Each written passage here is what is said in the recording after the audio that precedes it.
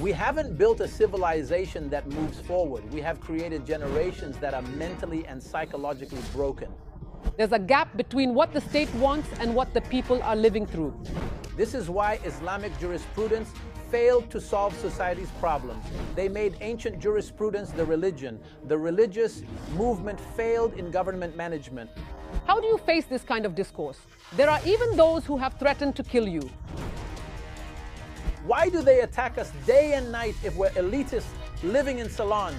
Women's liberation liberates the entire society.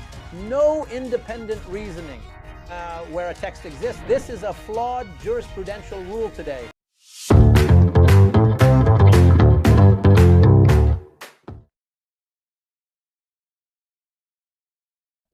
Welcome, Professor Ahmed Assid, to the difficult question. I'll start with some terms that you refuse to use. You, Professor Assid, reject the term renewal of religious discourse and prefer the term modernization of discourse. Why? What do you mean exactly? I mean that renewal is not modernization. It's actually the exact opposite. Renewal is a jurisprudential term linked to the structure of religious thought and the traditional conceptual framework of jurisprudence. Consequently, it doesn't allow for what's essential, which is changing the way of thinking and replacing old rules with new ones.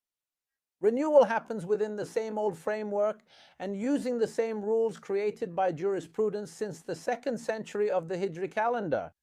That's why it yields no results and doesn't solve today's problems. Modernization, however, is engaging with the current era. It's a radical change in the way of thinking and a rereading of the original text.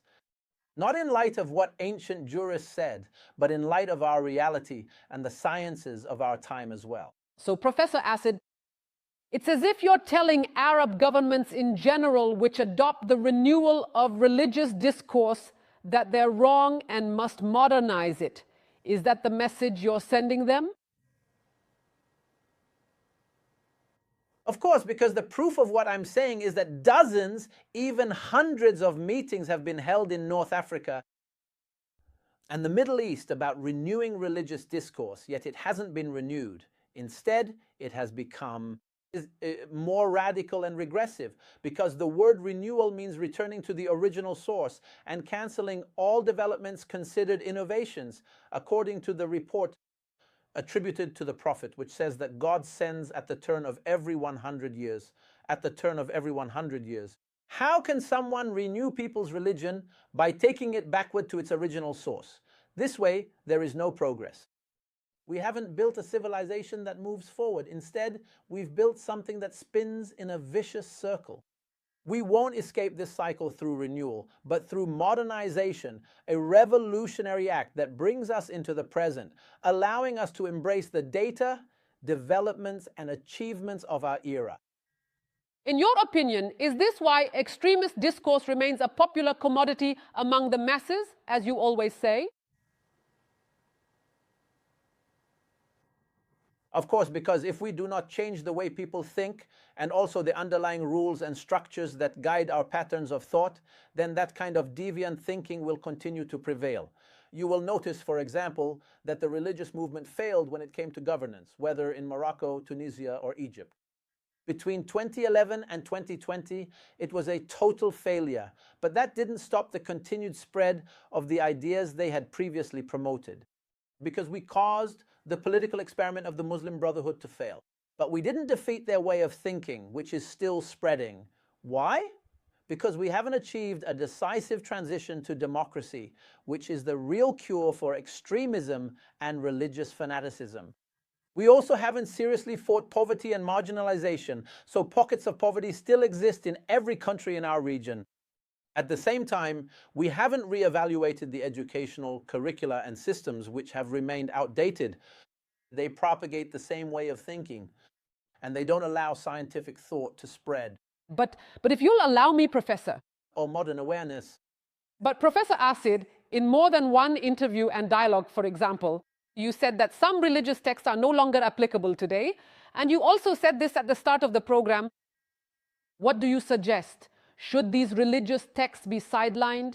Should they be removed from religious education in schools? won't you clash with society and the religious establishment? Society still clings to these texts, Professor Assid? Society cannot cling to texts it doesn't follow, and that cannot be applied in reality, for example. Can we still uphold what your right hands possess? Meaning the verse that legitimizes selling people in markets and slavery? It's impossible. What we can do is link texts to their historical context. This requires great courage because some texts have socio-cultural contexts and structures that nurtured them, and these structures no longer exist today. And the text cannot be applied in this sense. So it's not about telling people we're deleting these texts, as that shocks the religious conscience. But we will tell them these texts cannot be acted upon today because they have a social and civilizational context that no longer exists. And of course, we will present the texts that contain universal and human values valid for every time and place, and these are what should be used. Well, whose task is this, in your opinion? As for the texts that have no relation to the contemporary context, they should not be in schools. Because they create a real problem in children's minds. So whose task is this then, Professor Assid? This is supposed to be the state's task. The state's task. Or the task of the clergy, or religious scholars, or the task of society? Who comes first? Who leads the other? Because in many experiences in the Arab world, religious scholars are the ones who lead society. They lead society to the abyss. The modern state is the one that should lead with a clear political will, not the clergy. Because the clergy cannot abandon their conservative tendency. It's impossible unless they are compelled to do so, as happened in the developed world. The state changed, its institutions, laws, and vision were modernized, and it pushed the clergy to change their interpretation as well and integrate into the modern state. And this decisive political will is what is unfortunately missing in our countries, and it should frame a new generation of jurists and clergy who respond to the needs of the state. But if you leave the jurists with the same training they have and the same ideas they have, they will always clash with the state. And they will clash with the transformations of society that they deny and do not recognize, which makes their discourse detached from reality. But Professor Assid, there are criticisms of everyone who adopts this Enlightenment discourse that you adopt. There are criticisms that it is elitist and that it only succeeds in salons and fails in the street. What do you think? No, this is completely incorrect. And those who spread it know better than anyone else that it is incorrect. And I will give you the proof. Why do they attack us day and night if we are elitists and live in salons? They attack us fiercely, even reaching the point of death threats, because they know that our discourse reaches the broad masses because we use the languages. Mass communication, we don't use modern standard Arabic, we use the dialect and we use Tamazight. And we use video. We're no longer just authors of books or academic articles. We've started addressing all segments of society, and this is exactly what they don't want. So they talk about salon discourse and so on. The intellectual today is obliged to descend from his ivory tower, leave the salon, and address society in their own language, simplifying things for them. I took a taxi in the city of Fez. He picked me up from the train station and looked at me for a long time.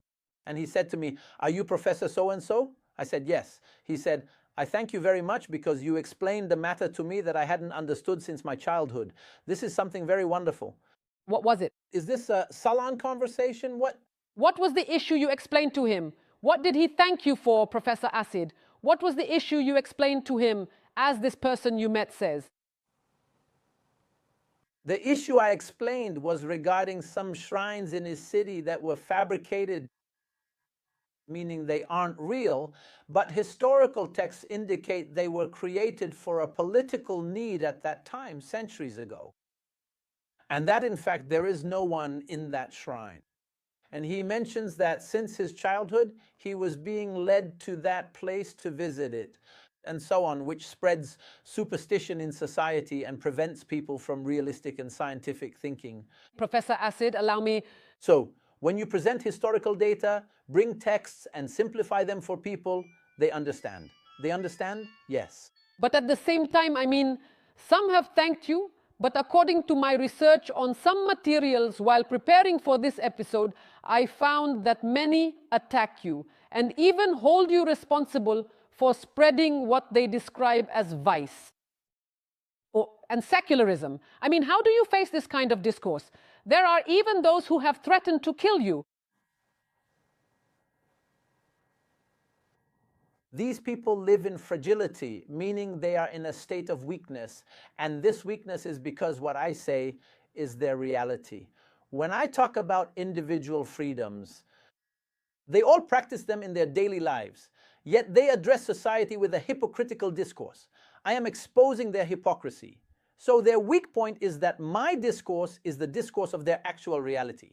While what they say is talk based on, standards that exist in their minds, but reality has moved past them. Our problem is that a gap has emerged between actual development and the moral ideal held in the mind, and they themselves are living through this internal conflict. This conflict between rhetoric and social behavior is something they experience in a very dramatic way. And I am speaking about it openly in broad daylight, but they do not want that. They want to cover up, to hide these matters, but I do not like covering things up. I want people to understand exactly what is going on.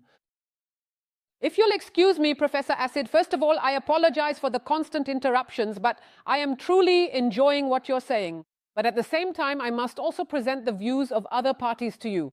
You just spoke about people who reject your discourse and even label you an infidel. In your opinion, who is responsible for the absence of a culture of accepting others, the lack of coexistence, and the lack of tolerance in many Arab and Muslim societies? Who is responsible?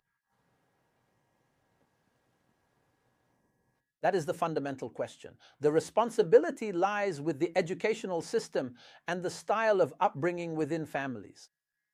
Upbringing is the core of it. We have created generations that are mentally impaired and psychologically damaged because the upbringing is distorted and corrupt.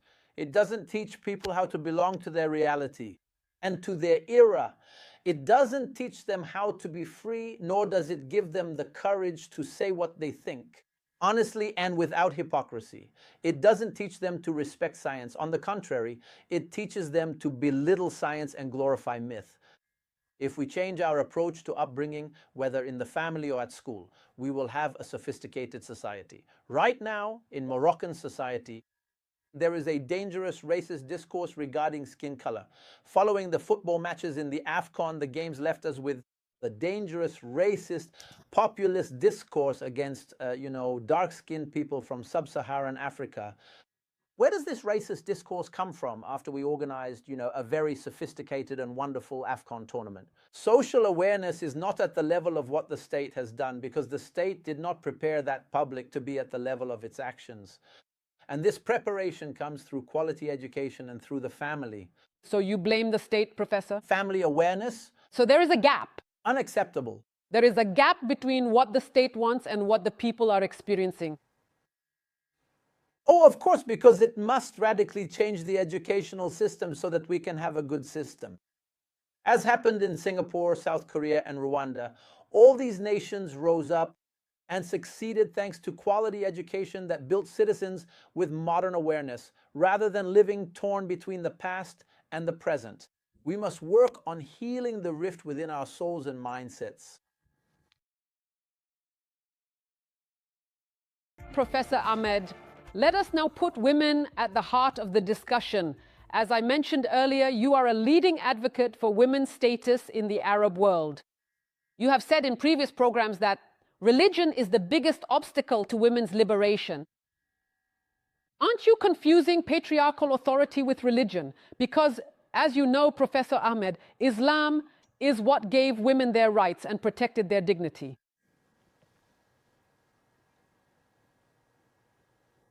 Of course, I've never spoken about religion. I always say that the biggest obstacle is the style of jurisprudential thought, meaning how clerics understood Islam. This understanding has not changed or evolved with the development of societies and people's condition. Therefore, Islamic jurisprudence failed to solve modern society's problems and failed to understand that women's status has flipped 180 degrees, no longer related to the harem of the past, upon which jurisprudential thought was produced. Our jurists, whose daughters have doctorates and hold high positions, and whose wives also serve in parliament and ministries, still think about women in the same way, as Imam Malik, Abu Hanifa, and Al-Shafi'i did 1200 years ago. Yet those ancient jurists thought of, theorized for, and legislated for a woman who stayed at home. She wasn't a judge, not a prime minister, nor a finance minister. In fact, they say she has no financial experience and no connection to public life. So, how can we apply texts produced under the harem system to an active woman today who holds advanced degrees, is productive, and excels in all fields? This is what I'm referring to. I'm not talking about religion itself, because religion is always open to reinterpretation to align with reality. When the mind fails to perform this reading and reinterpretation, then it is the mind that is deficient. As for religion, an open reinterpretation can always provide you with what suits reality. This courageous reading is what we lack because jurists, unfortunately, are entrenched in ancient jurisprudence and have turned it into religion. They made ancient jurisprudence the religion itself and turned their flawed rules into faith, such as no independent reasoning where a text exists. This is a flawed jurisprudential rule today, yet they rely on it as if it were religion. And like when they say the lesson is in the generality of the wording, not the specificity of the cause. It's a flawed and very dangerous rule, yet they still use it today. The result is the oppression of half of society, and when we oppress half of society, we can never progress. Because when I defend women, I'm not just defending them for their rights, but because I know that the liberation of women liberates the entire society. So this issue of women's rights is very important and critical because it's linked to the very structure of society. But Professor Assid, I mean, don't you admit that this discourse might liberate the image of women in the media as you're doing with us now? But it does not truly protect her at home, and it does not really protect her when she's out in the street. And sometimes it also does not protect her within the judicial system, especially regarding family law. Of course it doesn't protect her. Why? Because we change legal texts and develop them according to this discourse I'm sharing with you now, without changing the mindset of men. And a man's mindset cannot change overnight. It must be changed through strict laws and through rigor in the application of the law. Because if a man is not punished for violence, for mistreatment, and for his behavior that is unacceptable today, he will continue it in defiance of the law. So we have a major failure here. We succeed in changing the text, but do nothing to reform people's awareness. A man must understand that respect, affection, equality, cooperation, solidarity, and the sharing of roles are what should exist in a family, not male guardianship or blind obedience. We must move away from an old vocabulary to a new one, away from terms like intercourse, the bed, or pleasure. All these terms are insulting to the modern woman because they apply to women as they were 1,000 years ago, not as they are today. And that is why we need a new jurisprudence that updates these concepts. Yes. If that doesn't happen, how will political Islam capitalize on everything you've mentioned since the start of this episode? I mean, there is a will from some Arab governments to renew religious discourse, but it's clearly hitting many obstacles. Don't you think this is the fertile ground that political Islam and religious parties feed on? I always say that political Islam might fail in politics and fail in the grand ideas it used to believe in, because they are inapplicable in any case. They are always prone to failure. But it doesn't fail in society because people need solace. When there are defeats, when there is backwardness, exclusion, marginalization, and poverty, people look for solace, not for the truth.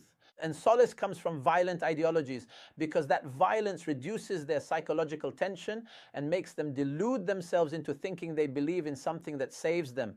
And so the extremist preacher turns into a savior of souls because he talks about death and the afterlife more than he talks about this world.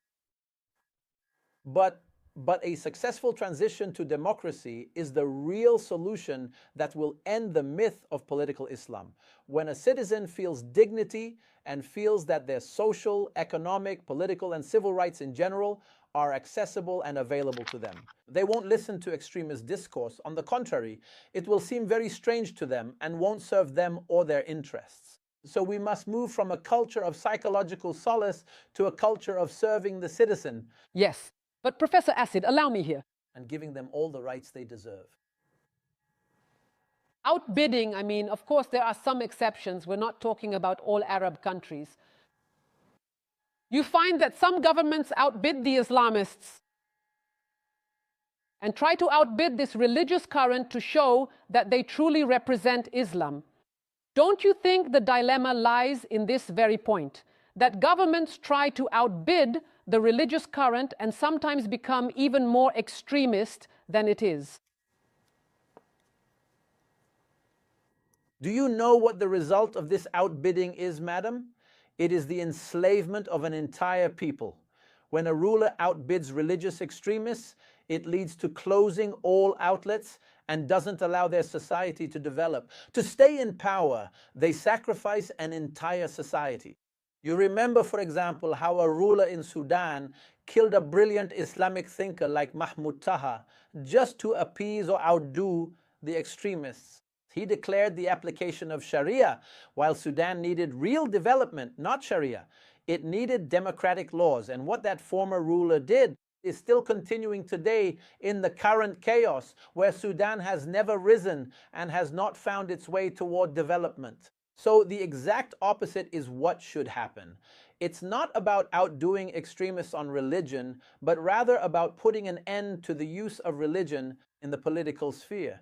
We must prevent extremists from using religion in politics, because this doesn't allow for democratization and opposes democracy. But the state must also not use religion in the political field.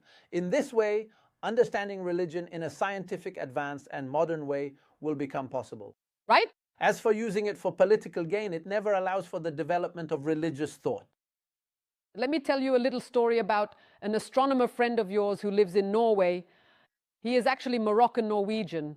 At one point, you asked him if he could translate his articles into Arabic. So what happened after that? I want to bring this up because I would like to talk about this topic with you at the end of the episode. And I am also wondering, how did the audience respond to his article? Of course, I had given a lecture in Oslo, Norway, and this great astronomer is Dr. Ahmed Assid from Morocco. He used to publish his articles in major scientific journals in English. So I said to him, these great discoveries in space, I mean 14 billion light years, I want you to translate these articles while simplifying them for the Arabic reader. He actually did that. Then suddenly he called me. He said, I was shocked by the violence of the people, how the comments are very aggressive against me, as if I'd done something wrong when I only explained the latest scientific discoveries. I told him, you shouldn't be upset. People in our countries consider scientific discovery a challenge to their religious feelings and see it as an insult to the Islamic self. And of course, this is because of their upbringing, because they weren't raised to respect science, but were raised to respect religion and the Arabic language. They weren't raised to respect the languages of other peoples, nor were they raised to respect science. Now we have the oldest Homo sapiens in the world, dating back 315,000 years, and people consider this discovery to contradict the story of Adam in their minds.